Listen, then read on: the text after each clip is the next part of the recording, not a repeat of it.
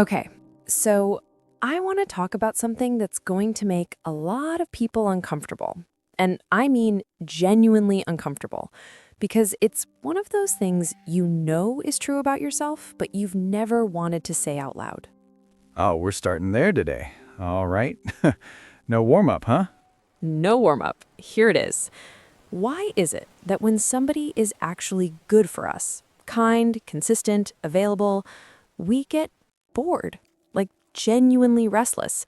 But the person who leaves us on red for 11 hours, the one who's hot and cold, we can't stop thinking about them. We feel alive. Yeah, I've been that guy, honestly. Not proud of it. But I've literally had someone be perfect on paper. And I remember thinking, why don't I feel anything? And then the girl who was a complete disaster for me, couldn't eat, couldn't sleep, thought that was love. And that's exactly the trap. We've been taught by movies, by music, by every rom-com ever made, that love is supposed to feel like turbulence. Like if your stomach isn't in knots, it's not real. But here's what nobody tells you. That feeling, that electricity, a lot of the time it's not passion, it's anxiety. Your nervous system is recognizing a pattern, and the pattern isn't romance, it's survival.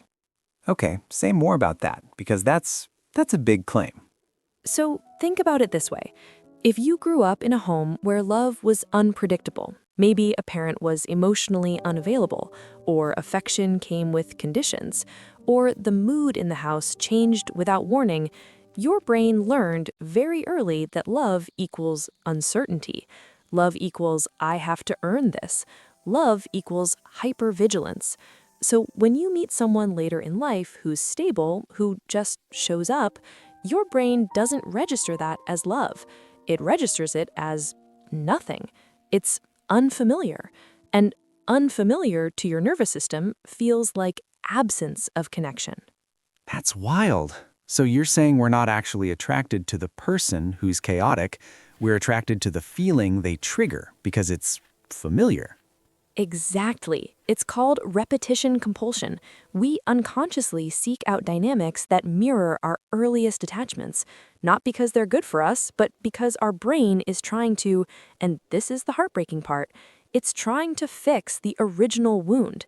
It's like maybe this time, if I love hard enough, the unavailable person will finally choose me, and that will prove I was always worthy. Oh, man.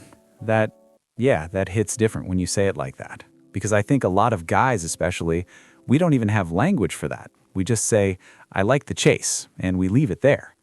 Right. I like the chase is the bumper sticker, but underneath, it's often I only feel valuable when I'm proving myself to someone who hasn't decided about me yet.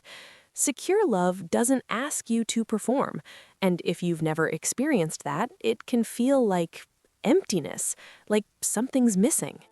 So, okay, this is the practical part. What do you actually do with that? Because you can't just logic your way into being attracted to the healthy person. Believe me, I have tried. No, you can't, and I think that's important to say. You can't force chemistry, but you can start to notice the difference between chemistry and a trauma response. They feel similar in the body, the racing heart, the obsessive thoughts, but the outcomes are completely different. One builds something, the other just burns. Mm-hmm. So the first step is honestly just awareness.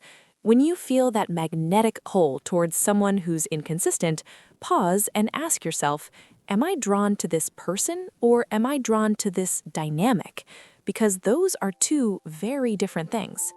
And what about the flip side? The person who is good, the one who actually texts back, who's emotionally present. How do you stop yourself from running? You sit in the discomfort. And I know that sounds simple, but it's genuinely one of the hardest things you can do, because your body will tell you to leave. It'll say, this is boring, this isn't passion, something's wrong. But nothing is wrong. What's happening is your nervous system is recalibrating. You're learning a new language of love. And in the beginning, it's going to feel like silence. But silence isn't emptiness, it's peace.